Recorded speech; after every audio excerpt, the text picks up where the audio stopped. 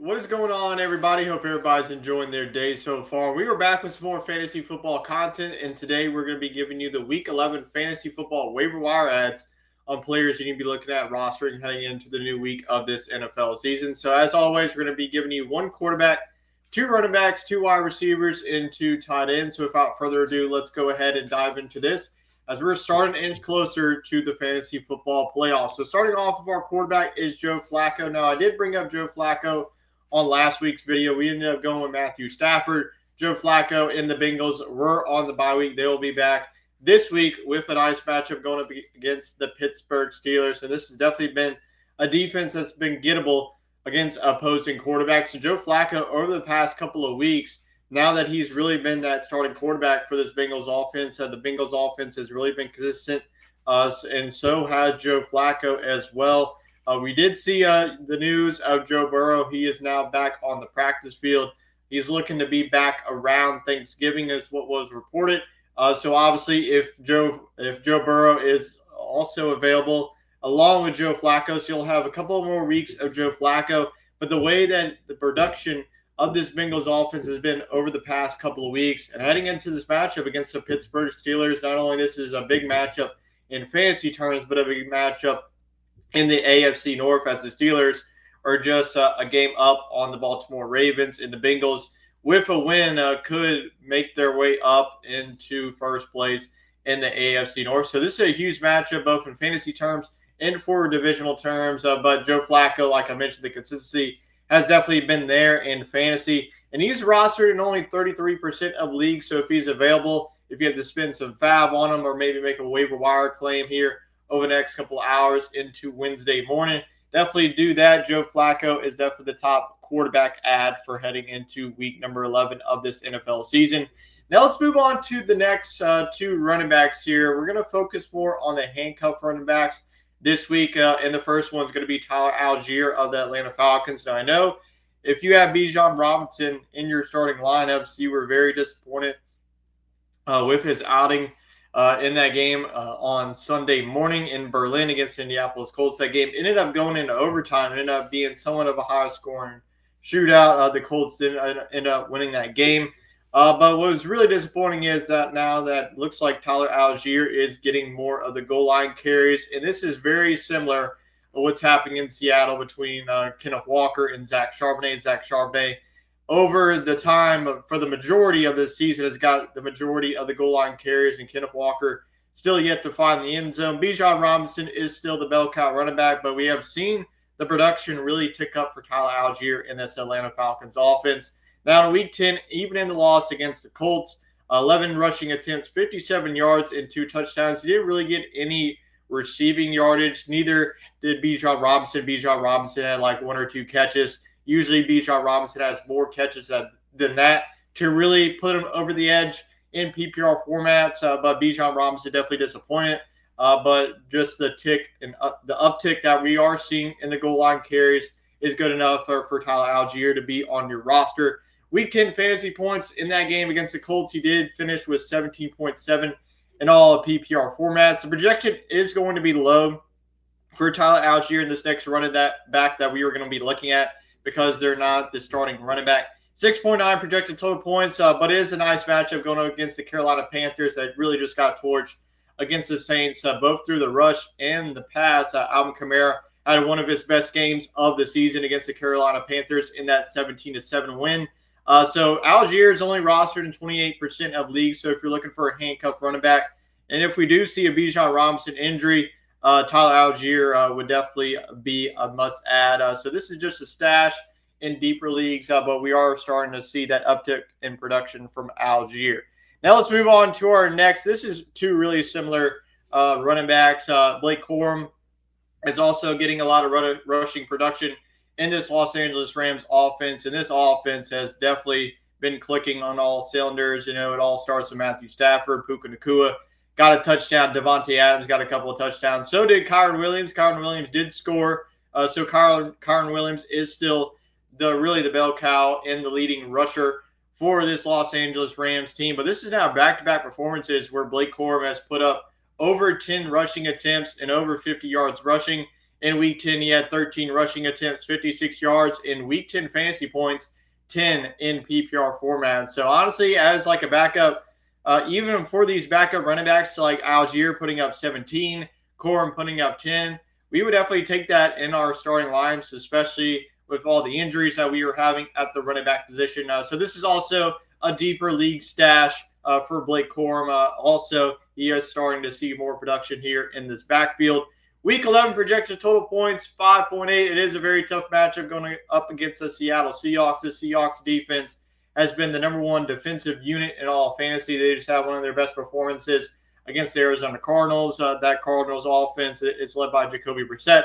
So the Seahawks is definitely going to get a much improved offense in the Los Angeles Rams. So it's not like the Rams are going to get shut out. This is going to be a team that's going to be able to score some points and potentially pull off the win here in what's going to be a big game for the NFC West. So he's only rostered in 9% of leagues, so he is widely available across all platforms, whether you play on ESPN, Sleeper, Yahoo.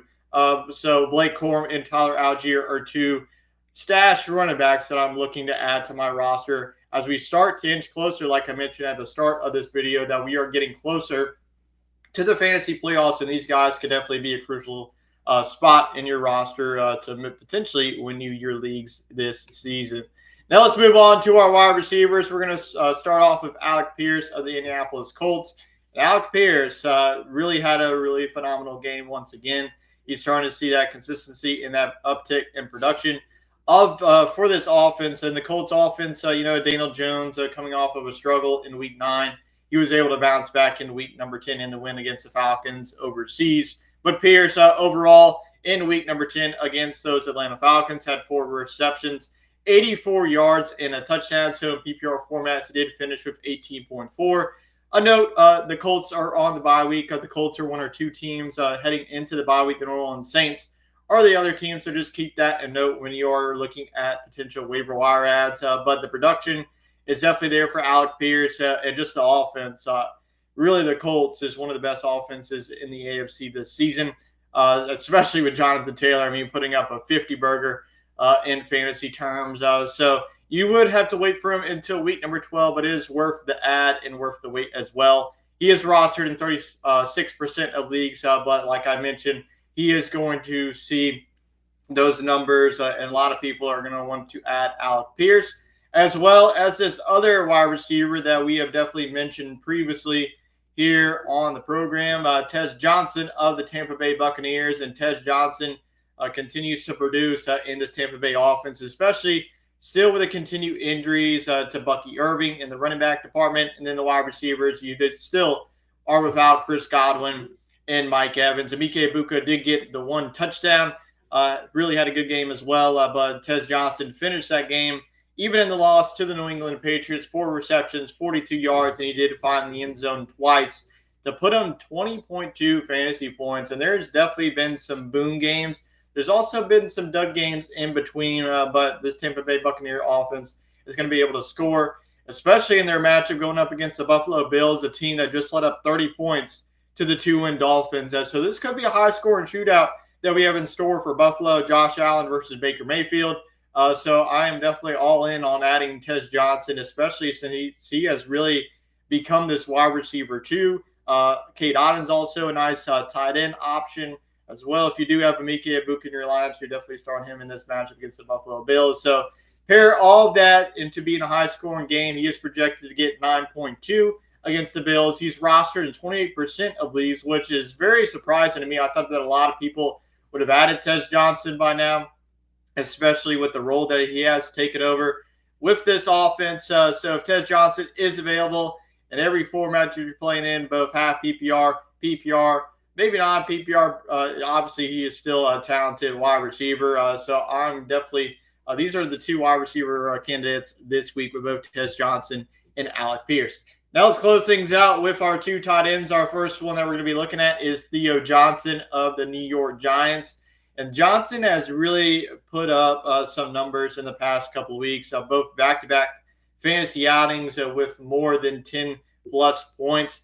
And Week 10's matchup in a game that the Giants really had control of against the Chicago Bears. The Bears ended up mounting a comeback behind Caleb Williams, 7 receptions and 75 yards. So in PPR formats, Johnson scored 14.5 points. So that's really solid coming from a tight end one of the New York Giants. And that connection is definitely there with Jackson Dart. Jackson Dart did go out with an injury, so definitely keep an eye out on that. But if Jackson Dart is able to go in Week 11 matchup against the Green Bay Packers, Theo Johnson is still a must start. It is a tough matchup. We just saw that great game on Monday night. It was 0-0 going into the half, finishing up as the Eagles winning that one 10-7. So the Packers have definitely been a tough defense to score against. But I definitely think that Theo Johnson is going to get a couple of catches to really get them there in PPR formats. He is projected to get a little bit over 10 points against those Packers defense. He's rostered in 45% of leagues. So a lot of people are starting to notice that Theo Johnson is really taking over this role, especially with Malik Neighbors not being on the starting lineup anymore. That's been there for a couple of weeks, but your wide receiver one has been Wan'Dale Robinson, and your running back has been lacking at times, especially with Cam Scatterbo being out. Tyrone Tracy, Devin Singletary have been 1A and 1B there, but Theo Johnson, a really nice complimentary guy that you can add to your roster if you really need a tight end at this point.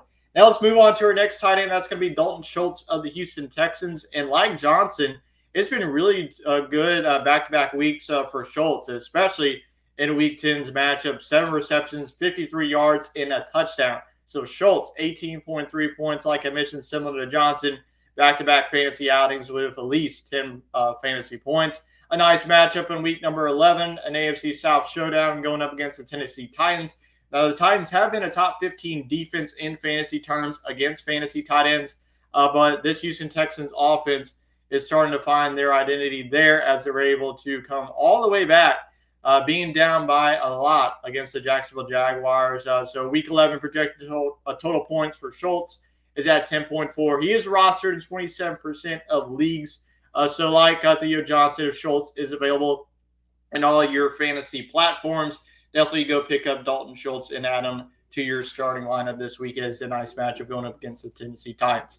All right, that is it for all of our Week 11 fantasy football waiver wire ads. Let me know down in the comments which player you are looking to target, and maybe a player that I might have missed that you're also looking to target as well. But I appreciate everybody for tuning into today's video. Stay tuned on Wednesday night. We will have our weekly fantasy live show answering all of your trade and start sit questions. We'll also be doing our Week 11 start sits for the week. So I appreciate everybody for tuning in, and I'll catch you all next time.